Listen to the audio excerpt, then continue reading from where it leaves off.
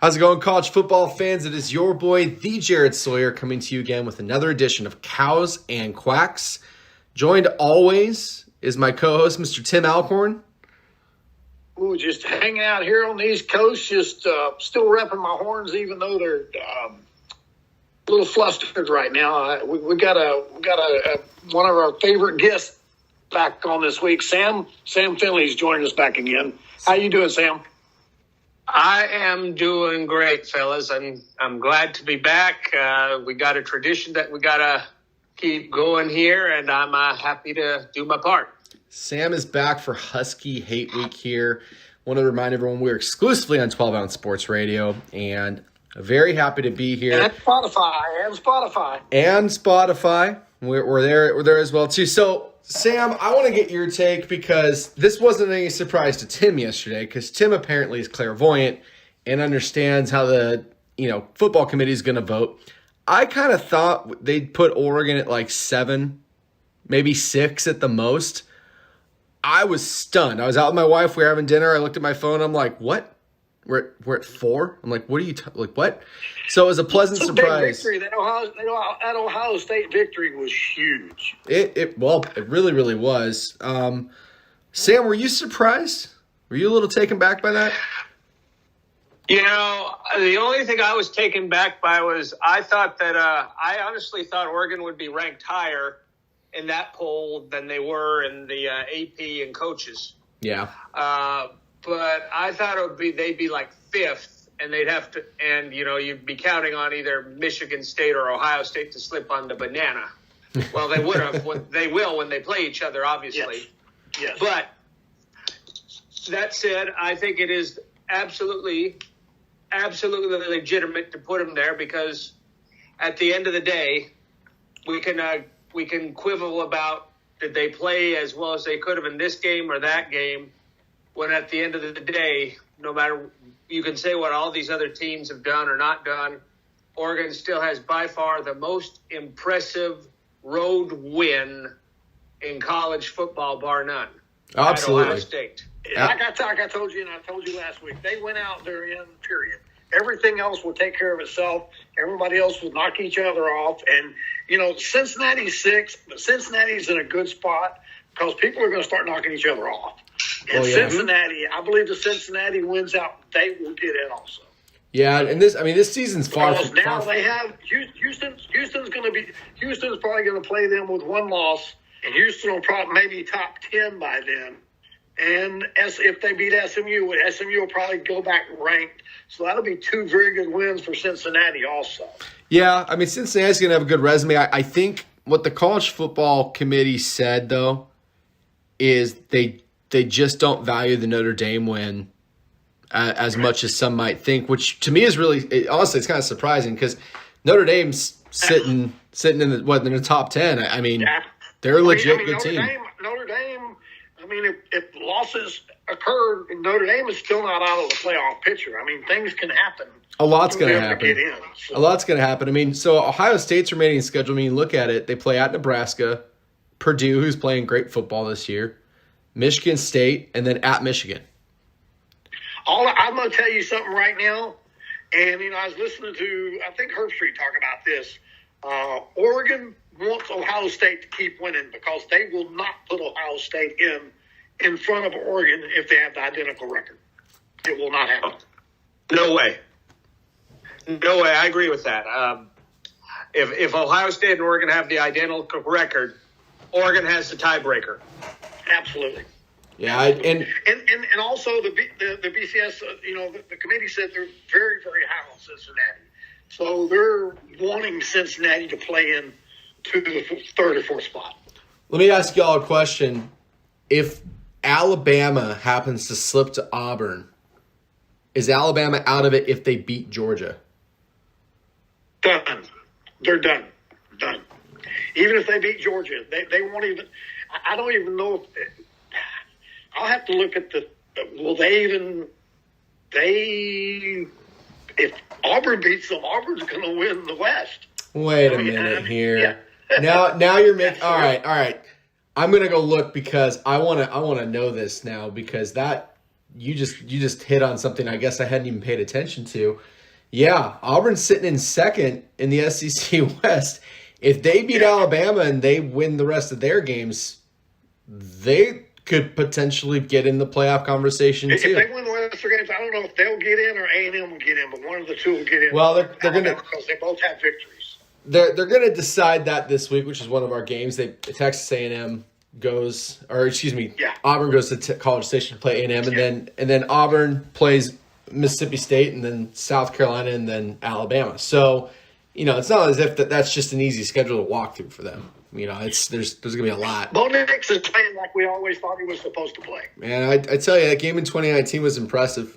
Really, really impressive. So let's go back to Sam. Sam, tell everyone a little bit. I mean, I know we do this every year, but each year we gain different listeners, different audience, and the reach gets weirder and weirder with that. We'll get into that some other time. But tell everyone a little bit about who you are, what you do, and where they can find you.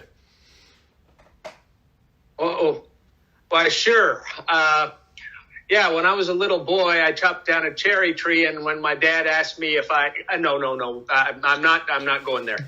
I'll tell you the truth. I am a freelance sports writer based in Eugene, Oregon.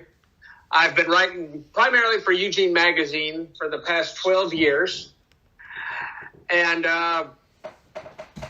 mainly focusing on Oregon sports, hence one of the reasons why I'm paying a visit this week on this wonderful program. And where you can reach me, on Facebook at Sam Finley, or you can go on Twitter and find me at Sam J. Finley. Right on, man. Right on. So, I felt like I started to see shades of really what this offense could be last week. Was strange to me a little bit how much Colorado put pressure on our defense, not just in garbage time, but I know Oregon cleaned up and they came in and they finished them off, but it was a little surprising to see. I am cautiously optimistic on Anthony Brown. He played a dang near perfect game last week. And I think he has a big element that he also can do the RPO. He can run with the ball. That's something big. That's Moorhead's bread and butter right there. RPO is a big part of Moorhead's scheme, and what he's going to do. I just Sam, I don't know if you're like me as a Duck here, but I'm still trying to figure out who this team is. We're going into the 9th game of the season, headed down the stretch of, we're in the playoff conversation and it should feel good, but I just don't know if I understand it yet. It doesn't feel like that year. I mean, we've been through those years, right? So it's a little strange to me. I don't know if I'm the only one, if I'm just feeling different about it. That's why I really wanted to talk to you about this too and have you on is, are you feeling like this is just a strange year? Like, wait a minute, like we're number 4 in the country. Like what? Like how's this happening? Well, I think what you've got to remember is when you have a team like Oregon that's been hailed to, at least going into the year, hailed to win the conference, you're going to get everybody's best shot regardless. And I think when you have all the pieces that you need to put together, particularly when this was really the first year, like let's say on offense, that Moorhead has been able to implement his schemes, and conversely, you got a new defensive coordinator. That takes time in a season to get people on the same page. And honestly, the way I always looked at it is, and they kind of got robbed against Stanford. But the way I look at it is, Stanford by 14 points, though. Yeah, and they would have had certain people not gotten in the way, but I digress. They definitely played very poor in the first half, and they let it get to that point. But otherwise, the way I look at it is, they had that could have been very demoralizing against Stanford, and then they really had to grit it out against Cal, who's been giving everybody fits. But I think in the past couple of weeks, you look at how they played a very good UCLA team. Certainly a lot better than their record in their place. And then you look at how they did offensively for the most part against Colorado. I think that they're slowly but surely putting it together as it's going on.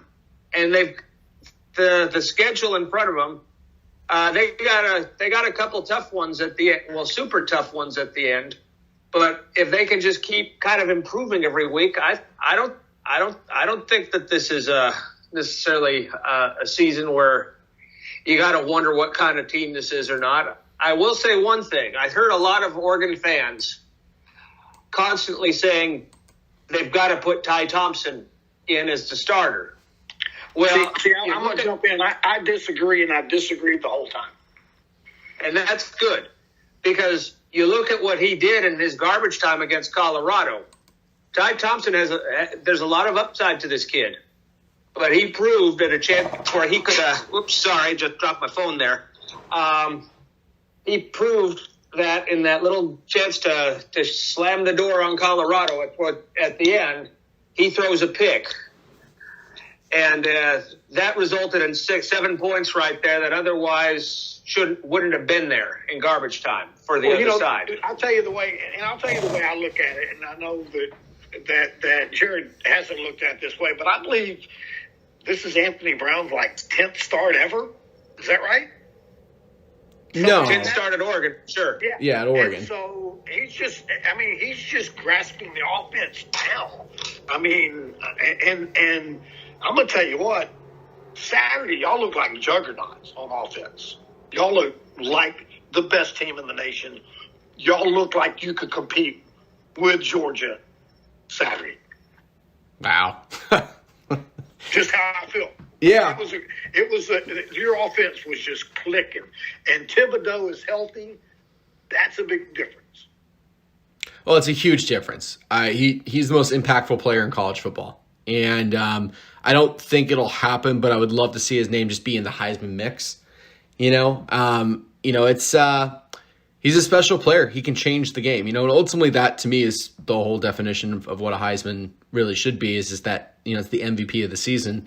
The guy that was the most valuable to his team and to college football in that year. And, you think back to some of the other Heisman winners. I mean, it's so easy to place it on a quarterback a lot of times, but, in this year, quarterbacks aren't exactly elite.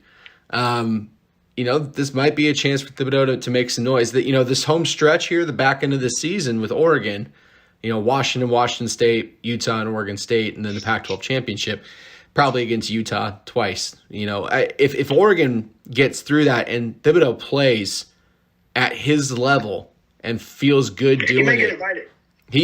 I think he will. I really do. Sam, what do you think about that? I mean, the last defensive player. We talked about this the first show of the year. I like Thibodeau to go to New York. I absolutely think that Thibodeau would deserve to at least get an invite to go to New York. Yeah. If he can keep playing the way he's been playing. Because the Heisman should go to the most deserving overall college football player in the nation. And sometimes, there's been a lot of years, in recent years, they've just been kind of giving it to a quarterback or a running back on automatic pilot because it's what they usually do. But I will say, if I had a vote right now, and if they keep winning, I believe his name is Kenneth Walker. The kid from Michigan State's going to win it. He's good. He's 5 really good. 5 touchdowns last week, 197 yards, 5 touchdowns. Yeah, against Michigan. Yeah, he's fantastic. Pretty big. Yeah, phenomenal player. I will grant you that one. Yeah, absolutely. So Sam is here also. This is part of our annual tradition for Husky Hate Week. And in honor of Husky Hate Week, I don't know if I've heard a more asinine comment from a head coach in quite some time. But Sam, did you catch what Jimmy Lake had to say about academic prowess? No, enlighten me. Okay. I will go to the quote here, and I will read it to both of you. I think I sent it to Tim. And I will give you the full scoop here of exactly what Mr. Jimmy Lake decided to just run his mouth and randomly say here a couple nights ago. I'm surprised you must not have been on Twitter lately because this has definitely been part of it. But according to Adam Rittenberg, the quote goes, and he was being asked in an interview about recruiting and do you view Oregon as a rival in your recruiting? How is that? And he goes, it's way more pumped up than it is. Our battles are really the schools that we go against have academic prowess, like the University of Washington, Notre Dame, and other various schools. So he basically said Oregon's dumb. And you're too dumb to be a rival. You're too dumb to be our rival. But then in addition to that, made it seem as if he doesn't really run in Oregon in recruiting, which it's our biggest rival school in the Northwest. So obviously that's going to happen. And says it the week that we have Washington. And I'm pretty in tune with Husky Twitter. They cannot stand this guy up there anymore. Like, they're going, oh, God, Coach, really? You had to say this week? Like, come on. What? So, it's a little fuel to the fire there. Before we get into all that game, yeah, go ahead. I should say that is fuel to the fire. I mean, I have no doubt about it that Cristobal has given his players that quote to basically saying, this guy's calling you guys a bunch of dummies. Maybe it's time to go out and smarten them up. The one thing you don't do with a guy like Cristobal is you just don't make it personal. You don't make it personal. The minute you do that, you are in for a very, very, very long game, which we'll get into here in just a minute. I did want to touch on something else, though. Tim, you brought this to my attention. I was really shocked that TCU let go of Gary Patterson. He's been such a good coach for such a long time at TCU. It kind of blew my mind when you told me. I was like, wait, what? It just doesn't even make sense. What a great coach. I mean, if I'm USC, I'm on the phone right now, begging him, hey, come at least talk to us. But he's going to go where he wants to. I'm sure LSU's after him. Horrible. I mean, he's had them in the BCS talks at times. What Gary Patterson has done at TCU is just incredible. In one bad year or one average year, what a stupid move. And I have the ultimate respect for that man. What a great man, too. He's been a great coach, and he, I love him. I think he's a great guy. Hopefully he does land on his feet. I think he will. I think he'll go someplace great. I don't know if he'll get the nod at USC. That'd be an interesting hire for USC. I'm not sure if that worked, but let's move on to our games. Tim, that's what I was fixing to ask you before we got into the game. Who do y'all think USC is going to? Who are they going after? Sam, who do you have, man? I'll tell you. I think that USC. If I were USC, I would be looking at Chris Peterson. Because I think Peterson's been away from the game for a couple of years. That was by his choice. But I think, if you make the right offer to him, he'll get back in it. Yeah, I think I'm going to throw a name out there, James Franklin. It's that too. Yeah, he's in talks for it. I would see more or less Franklin going to LSU more than likely. And then I could totally see Chris Peterson taking the USC job. Totally see him do it. And I think he'd do a great job there. He would turn that place around. I don't know if he would get them to the place that USC fans, remember when Pete Carroll was there. But I think this Coach Pete would definitely get him into the conversation for a conference championship consistently. And not only that, really start getting USC back on the map. Because, let's face it, the last few years has been pretty dismal. A season that's gone dismal, but there's still hope. Tim, talk to me about your Texas Longhorns playing at Iowa State here. We just can't finish games. It's was a problem under Herman. It's a problem under Sark. And, I do understand it's a process, and I understand that Sark needs to get his people in. Have his quarterback in. He's got to recruit some people. But at this point, honestly, I'm hoping for a bowl game, and I'm just being realistic there. And I don't see them beating Iowa State. I see Iowa State winning by 10. I got a 41-31 Iowa State victory. When was the last time Texas lost 4 games in a row? I don't know, but it may happen. I don't have any animosity towards Texas. I've never been a fan, but since we've been doing the show, I pay a lot more attention to them, and I can't remember. And the frustrating thing about Texas for me, the really frustrating thing is they have really good players. It's not as if they're a bad team. They're just simply not coming together the way they need to be, especially at this point of the season. We've lost 5 games in the last 2 years, leading in the fourth quarter. That's the most in college football.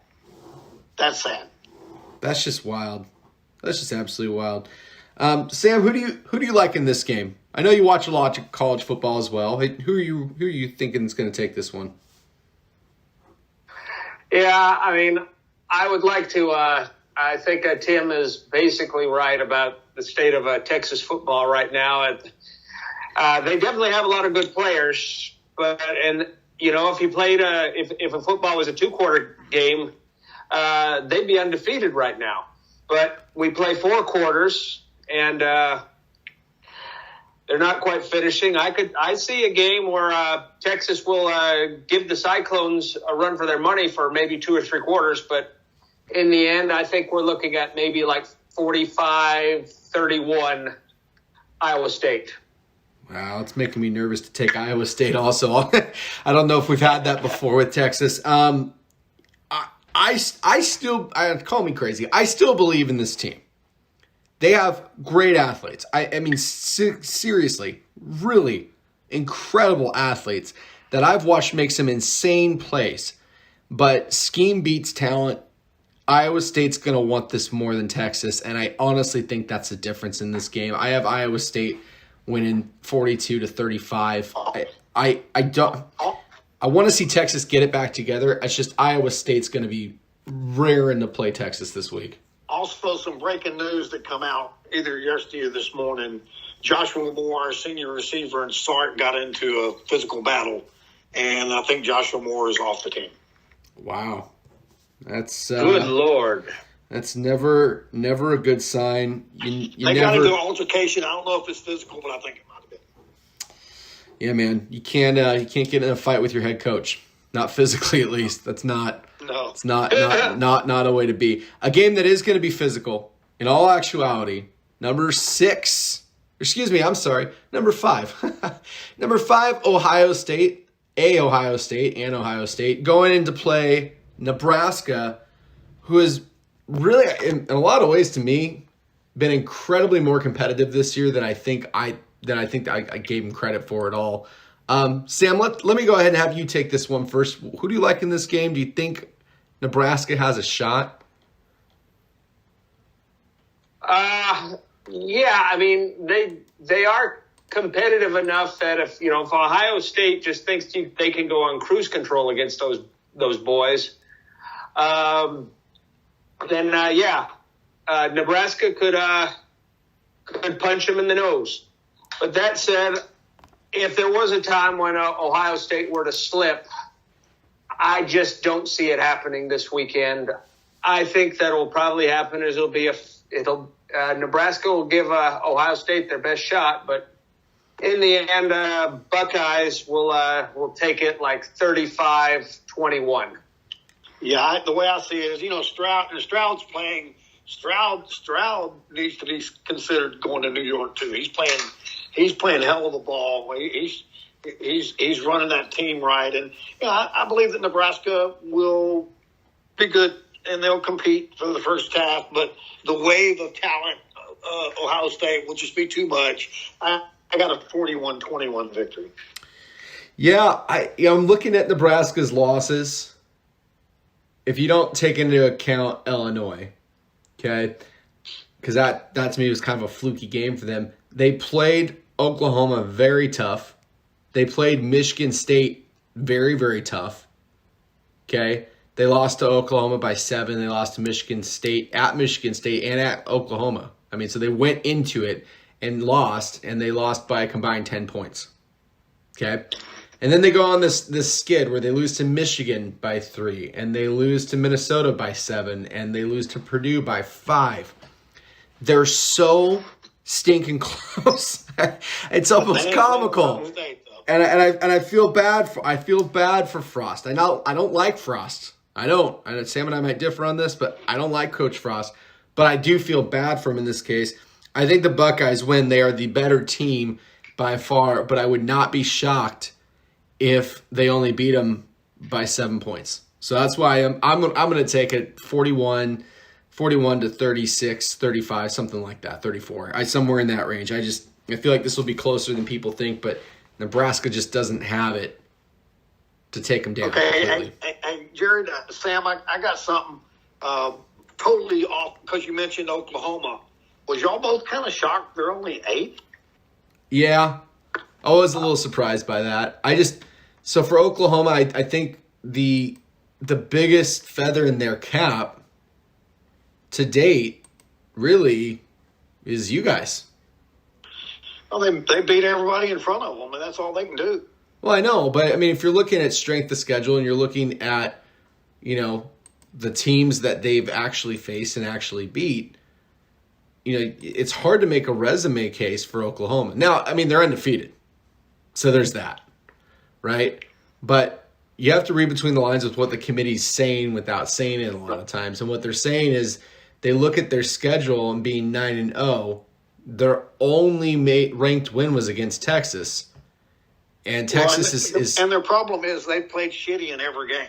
And Texas is having a tough time right now. So what they're saying, and I hate to say it like this, they value Oregon's win over Ohio State enough to put them in, and they don't value any of Texas wins enough to put them in at this point. I mean that's going to change really quick. I mean next week they play at Baylor, and then they have Iowa State, right? And then Oklahoma State. So they're going to have. I've been saying this all year. Don't sleep on Baylor. Baylor's playing great football. Tim, bring us. Well, you don't have the schedule in front of you. I forgot. So we got number 13 Auburn playing number 14 Texas A&M. A&M's a 4.5 point favor. Sam, take us in on this one. What do you like? Who do you like in this game? Well, I got to tell you, this will be fun to watch. Both teams are playing pretty good ball right now, and certainly A&M, they have the upset of over the Tide very much going for them.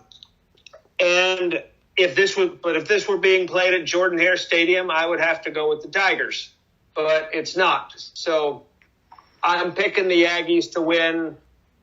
I'll pick the Aggies to win 28-14. I'll go second. I'm with you. If this is in Auburn, I got Auburn, but that 12th man is hard to play. That's a serious crowd.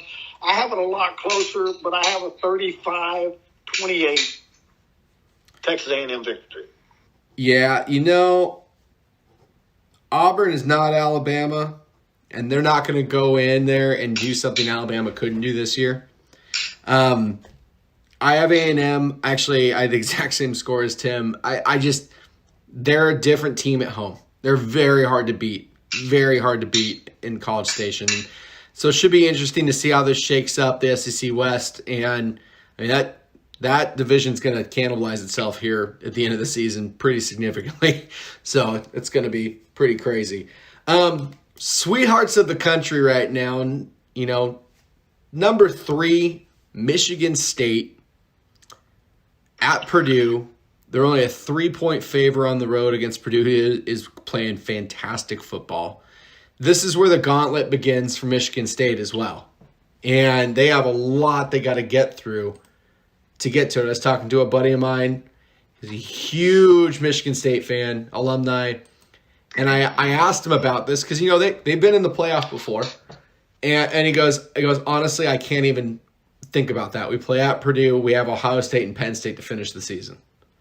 Yeah. And he's right. There's a lot of hurdles in front of him. Who do you guys like in this game? I'll go first on this one. I'm a big believer in Kenneth Walker. I believe that isn't that his name? Yeah, Kenneth Walker the third. Yeah, I'm a big believer, and I'm a big believer in Michigan State. I tell you what, I text you, Michigan was rolling. Then all of a sudden, Michigan State scores 2 touchdowns with 2-point conversions to tie the game and then win it. Amazing, just amazing. I believe their running game is too much. I got a close game, but I got a 37-31 Michigan State victory. How about you, Sam? I'm going to say Michigan State 28, Purdue 24. The Boilermakers are definitely playing good ball and all this, but I just don't see this as the week where the Spartans take a slip. No, I can't see it. I think Purdue's a tough team. I do think this will be a low-scoring game. I wrote down 21-17. I think that Michigan State covers, but I think this is a very typical take-a-nap Big Ten football game. But and I don't know if Michigan State can win out because that's a tough schedule. That is tough. That team I saw Saturday, especially in the second half, they could compete with anybody. Absolutely. What a great team there. So, for those of you that listen to us out on the East Coast, out here west, we have what's called Husky Hate Week. They are our neighbors to the north, the Purple people eater machine up there in Seattle. And throughout the years, we have exchanged, I don't know, Sam, you can correct me, well over maybe 100 different jabs at each other. And story upon story from different generations. And Jimmy Lake's latest comments just in a long line of everything. I love Husky Hate Week. And the reason why I love Husky Hate Week is for an Oregon fan, and I know you'll identify with this, there's just this deep-seated hatred for your next door neighbor, right? Growing up in Portland, all you hear about is how great Seattle is. All you ever hear about is how awesome Seattle is. Hey, you should watch the Seahawks. You should be a Mariners fan because Portland doesn't have MLB or NFL. Hey, you should support those teams. And when the Sonics leave town, no one supports the Blazers in Seattle. And so you get this rivalry. You have all these years of Washington. I mean, just the arrogance in their program. Their fight song is called Bow Down to Washington, for crying out loud. Their uniform has a little triangle that signifies dominating the Northwest. And then their coach has the audacity to say they're going to continue to dominate recruiting in the Pac-12. And, Sam, I think back to 2018 and what a punch in the face that game was. And how just this rivalry is so deep. And it's probably one of the better ones across the country as far as how vicious this is. This isn't necessarily a friendly rivalry. What's been your experience, not only just in media, but, growing up in this rivalry too? What are some of the stuff that you remember from this? I'll tell you what, you got to understand something. I grew up in the Seattle area. I'm definitely a loyal Seahawks fan, loyal Mariners fan. In the latter case, boy, that really builds character. But I digress. I was never, ever a Husky. My mother and her father, my grandfather, they went to Washington State, and my dad. He went to the University of Oregon Law School. And, while after 25 years of marriage, I think that a duck and the cougar, after a while, they just couldn't stay together. The one thing that was a because there was no purple and gold allowed in that house. And this is in Huskyville. So I came into this rivalry I always saw these people at the UW as arrogant, smug. There's a bunch of other words I could say, but it's probably not fit for family airing.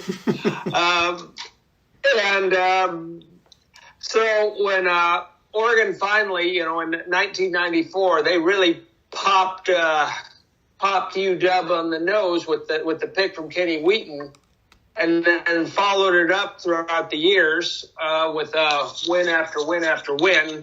Aside from that little those hiccup years of 2016, 2017, it's just fun to listen to UW saying, "Oh, we're still so much better. Oh, we're still so much better." And then the little card they love to play is, "Oh, we won a national championship and you haven't." Well, yeah, we've won major bowl games, a lot more major bowl games in years where people don't have tape decks in their cars. So you can go. There's several ways. And last I checked too was the University of Washington has never, in their illustrious history, they've never had a Heisman Trophy winner. No, and they have one unclaimed national championship in the '60s. Their one in '91 was shared with the coaches poll. With Miami. The AP poll was Miami, and Coach Cristobal played on that team. So there you go. Bob's your uncle. So I'm gonna take this first because I want y'all taking it last, I'll talk about your rivalry real quick. I didn't understand what big a rivalry it was until we started doing the show, and it's a rivalry that people need to start paying attention to because there's some serious hate on both sides. It's serious. That being said, this is not Washington's year to punch Oregon in the nose. Oregon is rounding third base right now, and they're coming home. They're coming home strong. I'm all in on the Ducks. I feel this is going to be a solid victory. I got a 41-25 Oregon Duck victory. How do you see it shaking down, Sam? How do I see it shaking? Well, I got to tell you, Jimmy Lake's comments aside, the one positive thing I will say about him is he's been a good defensive coach, and Washington got off to a terrible start this year at 0-2. They're 4-2 since then, but yeah, I mean, I see Washington giving Oregon a game for 2.5, 3 quarters, but I think ultimately at the end of the day, the amount of talent that Oregon has, and plus, just the way they have been able to grit out wins all year, and you just look at, and getting back to what we were talking about earlier, the one thing you got to also remember about Oregon is every week there's been an injury here and an injury there, but they take their hit in the ribs and they keep going, and I just think that right now, I think that after the last couple of weeks, they're finally getting some footing. They should be getting some other guys back in the next couple of weeks, and perhaps this week too. I just see at the end of the day, I think that Travis Dye will find ways to run some holes in that defense. I think Kayvon, we've touched on it earlier. He's just playing in very fine form. I think he'll rise to the challenge. I ultimately see a fist fight that's going to get won 35-17 Ducks. Well, and I'm going to say this. Mark my words, and hey, if I'm wrong, I'll admit I'm wrong. Thibodeau's going to have a monster game. Monster game. I have a sick interest in Washington. Mainly, it's a trolling thing on Twitter. I like to troll Husky fans because it's fun to get it under their skin.